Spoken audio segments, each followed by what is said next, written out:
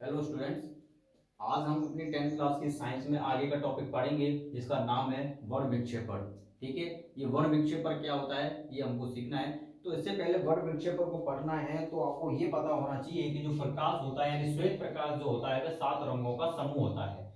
तो होता क्या है वर्ण विक्षेपण में कि जब भी इस प्रकाश श्वेत प्रकाश को श्वेत प्रकाश को किसी प्रिज्म से होकर गुजारा जाता है। मान लो ये प्रिज्म है। प्रिज्म एक त्रिभुज आकृति का एक कांच होता है।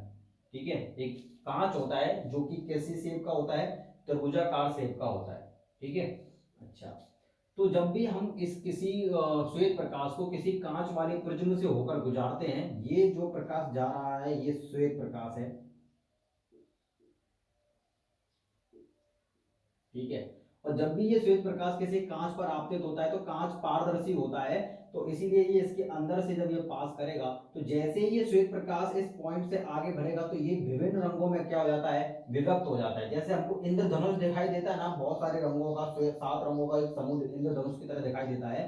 वैसे ही ये जितने भी 7 रंग हैं इसके अंदर में वे सभी क्या हो जाएंगे, अलग अलग होना शुरू हो जाएंगे। प्रकाश आपको सभी रंगों का, श्वेत प्रकाश का मतलब क्या है कि इसमें 7 रंग कंबाइंड है, इसलिए ये 7 रंगों को मिला के जो प्रकाश बनता है वो श्वेत प्रकाश है। अब क्या होगा कि ये 7 रंग आपस में क्या हो जाएंगे, विभक्त हो जाएंगे। तो ये हर रंग का जो प्रकाश है वो अलग अलग दिखाई देगा। ठीक है, तो जब भी प्रिज्म से होकर श्वेत प्रकाश गुजरता है तो वह अपने अवयवी रंगों के प्रकाश में क्या कर जाता है, विभक्त हो जाता है। ठीक है, तो क्या होगा कि सबसे नीचे जो होता है वो वी यानी हमारे पास में वायलेट होता है, फिर इंडिगो आता है, फिर अपने पास में ब्लू आता है, फिर जी आता है यानी ग्रीन, वाई, ओ और R. V for violet, I for indigo, B for blue, G for green, Y for yellow, O for orange और आर फॉर रेड। तो ये एक क्रम होता है श्वेत प्रकाश का अपने रंगों में विभक्त होने का। ऐसा नहीं है कि रेड नीचे आ जाएगा और ये वायलेट ऊपर पहुंच जाएगा, क्रम यही है। इस क्रम को आपको याद रखना है। तो आप इस क्रम को किस नाम से याद रख सकते हैं, ये विबग्योर करके। ऐसे पढ़ना, विबग्योर। विब मतलब V I B, GYOR G Y O R. ऐसे इस क्रम को आप याद रख सकते हैं, violet, indigo, blue, green, yellow, orange और रेड। ठीक है, अच्छा। तो देखो क्या है कि जब श्वेत प्रकाश किसी प्रिज्म से होकर गुजरता है तो श्वेत प्रकाश अपने अवयवी रंगों में विभक्त हो जाता है। तो श्वेत प्रकाश का अपने अवयवी रंगों में विभक्त होने की घटना को प्रकाश का वर्ण विक्षेपण कहते हैं। ठीक है, वर्ण शब्द का मतलब ही होता है कलर, रंग। ठीक है, इस वर्ण शब्द का मतलब ही होता है रंग, और विक्षेपण का मतलब क्या होता है, विक्षेपित होना, विभक्त होना, टूटना। ठीक है, तो रंगों का विक्षेपण मतलब क्या है कि श्वेत प्रकाश का विक्षेपण कर देना। तो विक्षेपण के बाद प्राप्त रंगों के प्रतिरूप यानी ये जो 7 रंग आपको विभक्त रूप से मिलते हैं, इन 7 रंगों के समूह को या प्रतिरूप को आप क्या कहते हैं, नाम देते हैं स्पेक्ट्रम।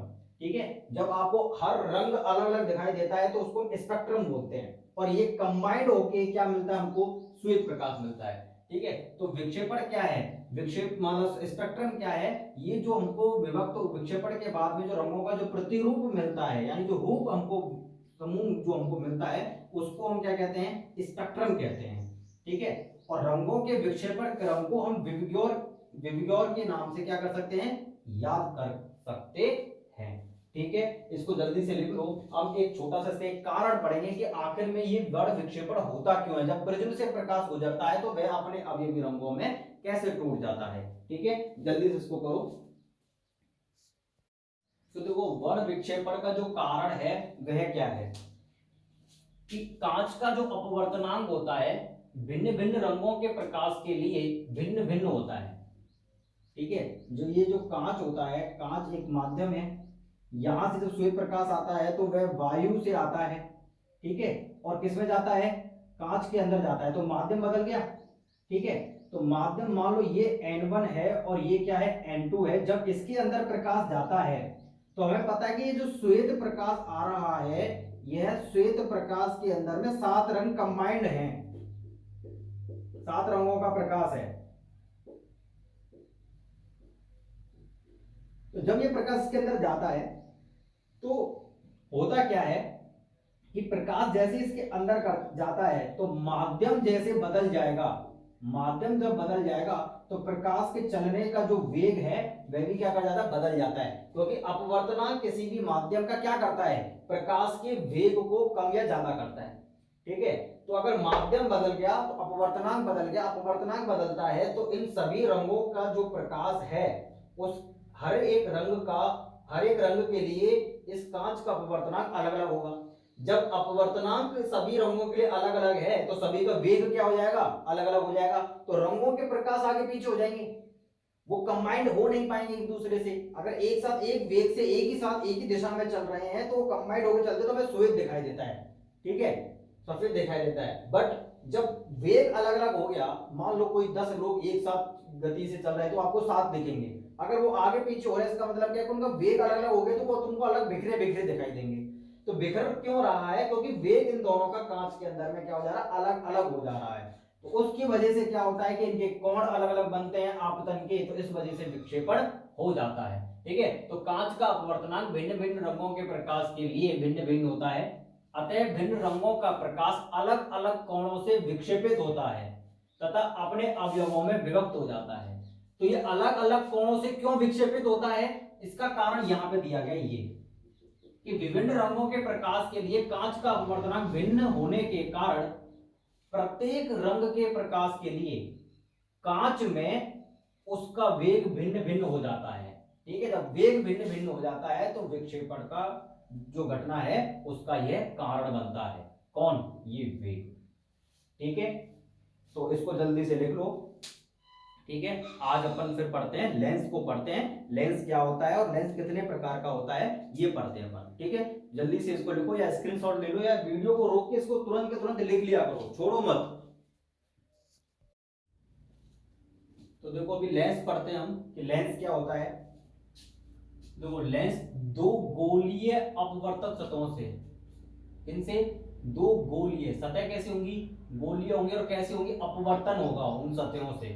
ठीक है, मतलब क्या है कि ऐसी गोली सतह होंगी जिनसे प्रकाश की किरणें अंदर जा सकती हैं, सतहों से घिरा पारदर्शी माध्यम होता है। ठीक है, दो अपवर्तक सतह होंगी और उन दोनों अपवर्तक सतहों से क्या होगा, पारदर्शी माध्यम होगा जो कि घिरा हुआ होगा, उसको हम क्या कहेंगे, लेंस कहेंगे। लेंस क्या होता है, दो प्रकार का होता है। ठीक है, लेंस कितने प्रकार का होता है, दो प्रकार का लेंस होता है। ठीक है, और उन दोनों प्रकार के लेंस कौन कौन से होते हैं, एक तो हमारा होता है उत्तल लेंस और एक होता है हमारा क्या, अवतल लेंस। ठीक है, अब पहले आइटम डालेंगे अपन क्या, उत्तल लेंस। अब ये क्या है, दोनों ओर से उभरी हुई सतहों से पारदर्शी माध्यम को सतहों से यहां पे लिखेंगे घिरे,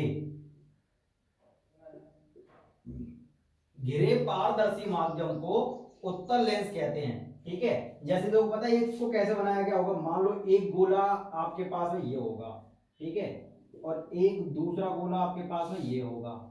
ठीक है, अब इन दोनों गोलों से ये वाला जो माध्यम बन रहा है, दोनों गोलों से ये स्पेस घिरा हुआ बीच वाला, ठीक है, ये स्पेस घिरा, तो इसको हम काट के क्या कर लेंगे, अलग निकाल लेंगे। ठीक है, ये अलग आ जाएगा अपने पास में, तो ये हटा देंगे यहां से अपन, तो ये आ जाएगा आपके पास में, ऐसा करेंगे ये इस शेप का। अब देखो इसके पास में दो अपवर्तक सतह कैसी हैं, देखो एक गोले में से तो ये कट कर आया होगा हिस्सा, ठीक है, और एक में गोले में से ये इधर वाला कट कर आया होगा, एक ये है।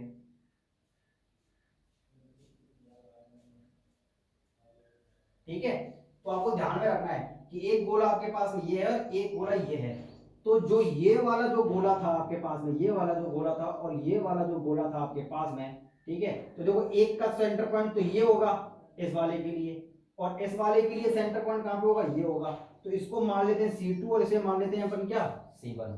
ठीक है, मतलब दो गोलों से काट कर दो सतहों को जोड़ेंगे। ठीक है, ऐसे करके कि मान लो ये दो गोले हैं आपके पास में और इनको हमने काट के इस शेप का हम क्या बनाएंगे, एक लेंस बनाएंगे। तो इस वाले गोले के लिए इधर की तरफ केंद्र होगा, इस वाले गोले के लिए इस डायरेक्शन में केंद्र होगा, तो दोनों को अपन क्या करेंगे, ला के फिर इनको ऐसे करके बना दिया। ठीक है, तो बीच का जो माध्यम घेरा हुआ है, ये बीच वाला जो माध्यम घेरा हुआ है, इसी माध्यम को, जो पारदर्शी माध्यम है, इसी को हम क्या बोलते हैं, लेंस बोलते हैं। तो दोनों ओर से उभरी हुई सतहों को अगर घेरोगे तो आपका कौन सा माध्यम, जो माध्यम बनेगा उसको हम क्या कहेंगे, उत्तल लेंस कहेंगे। ठीक है, अब यहीं पे अवतल लेंस डिफाइन हो जाता है। उभरी हुई सतहों से हम माध्यम घेरा हुआ है तो उत्तल लेंस, और दबी हुई सतहों से घेरा हुआ है तो अवतल लेंस। अब देखो इसी उत्तल लेंस का आगे क्या है कि इसे अभिसारी लेंस भी कहते हैं, क्योंकि यह प्रकाश किरणों को अपवर्तन के बाद एक बिंदु पर केंद्रित कर देता है। कि जब भी इस लेंस पर दो किरणें आती हैं, समांतर जो किरणें आती हैं, इन किरणों को क्या करता है कि यह एक बिंदु पर केंद्रित कर देता है अपवर्तन के बाद। तो प्रकाश किरणें ये आएंगी और यहाँ के इस माध्यम से जैसी गुजरेंगी, वो कांच के माध्यम से जैसे गुजरेंगी तो अलग अलग हो जाएंगी, तो ये अपवर्तन होगा इनका यहाँ पे, और ये किरणें कहाँ होंगी, एक बिंदु पर जाकर मिल जाएंगी। ठीक है, इसको हम क्या कहते हैं, उत्तल लेंस कहते हैं। ठीक है, इसको लिख लो आप जल्दी से, फिर अपन अवतल लेंस और देखते हैं।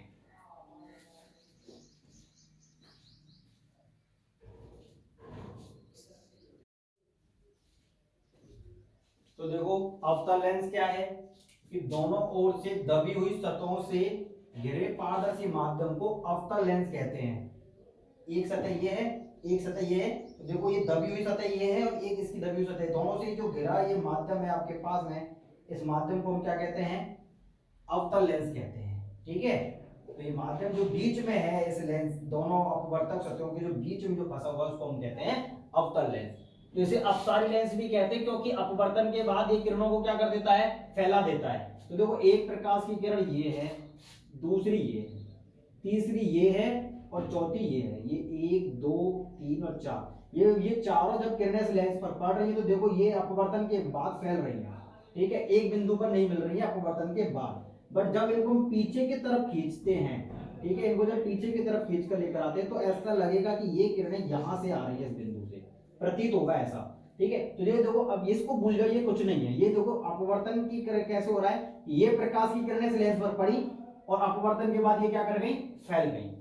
ठीक है, ये मैंने क्यों दिखाया, क्योंकि यहां से कोई व्यक्ति अगर इन किरणों को देख रहा होगा, ठीक है, अगर यहां से अगर कोई व्यक्ति इन किरणों को देख भी रहा होगा तो उसको क्या लगेगी कि ये पीछे से किरणें कहां से आ रही हैं, कहीं इस बिंदु से आ रही हैं, ऐसा प्रतीत होगा उसको।